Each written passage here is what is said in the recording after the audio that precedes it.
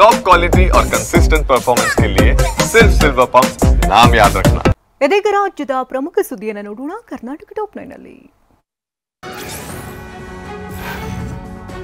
Liquor ಹಗರಣ ಸಂಬಂಧ ಆಂಧ್ರದ ಮಾಜಿ ಶಾಸಕರನ್ನ ಬಂಧಿಸಲಾಗಿದೆ. ಬೆಂಗಳೂರಿನಿಂದ ವಿದೇಶಕ್ಕೆ ತೆರಳುತ್ತಾ ಇದ್ದ ವೇಳೆ ಚಂದ್ರಗಿರಿಯ ಮಾಜಿ ಶಾಸಕ ಚೆವ್ವಿರೆಡ್ಡಿ ಭಾಸ್ಕರ್ ರೆಡ್ಡಿಯನ್ನ ಕೆಐಎಬಿಯಲ್ಲಿ ಬಂಧಿಸಲಾಗಿದೆ.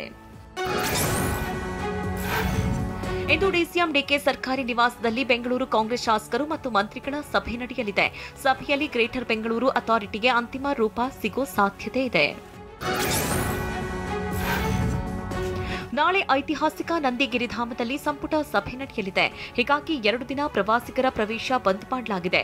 ಇಂದು ಮತ್ತು ನಾಳೆ ಪ್ರವೇಶಕ್ಕೆ ಚಿಕ್ಕಬಳ್ಳಾಪುರ ಡಿಸಿಪಿ ಎನ್ ರವೀಂದ್ರ ನಿರ್ಬಂಧ ವಿಧಿಸಿದ್ದಾರೆ. ಕಲಬುರಗಿ ಜಿಲ್ಲೆಯ ಕಾಳಗಿ ತಹಶೀಲ್ದಾರ್ ಕಚೇರಿಯ ಎಸ್ಡಿಎ ಶರಣಪ್ಪ ಲಂಚ ಪಡೆಯುತ್ತಿದ್ದಾಗ ಸಿಕ್ಕಿಬಿದ್ದಿದ್ದಾನೆ. ರಸ್ತೆ ಕಾಮಗಾರಿ ಪೂರ್ಣಗೊಳಿಸಿದ ಪತ್ರ ನೀಡಲು 1 ಲಕ್ಷ ಪಡೆಯುವಾಗ ಬಲೆಗೆ ಬಿದ್ದಿದ್ದಾನೆ. ಹಾಸನ ಡಿಸಿಸಿ ಸತ್ಯಭಾಮ ಅವರನ್ನ ವರ್ಗಾವಣೆ ಮಾಡಲಾಗಿದೆ. ನೂತನ ಡಿಸಿಯಾಗಿ ಲತಾ ಕುಮಾರಿ ಕೆಎಸ್ ನೇಮಿಸಲಾಗಿದೆ. ದಕ್ಷಿಣ ಕನ್ನಡ ಜಿಲ್ಲಾಧಿಕಾರಿ ಮುಲೈ ಮುಹಿಲನ್ ವರ್ಗಾವಣೆ ಮಾಡಲಾಗಿದೆ.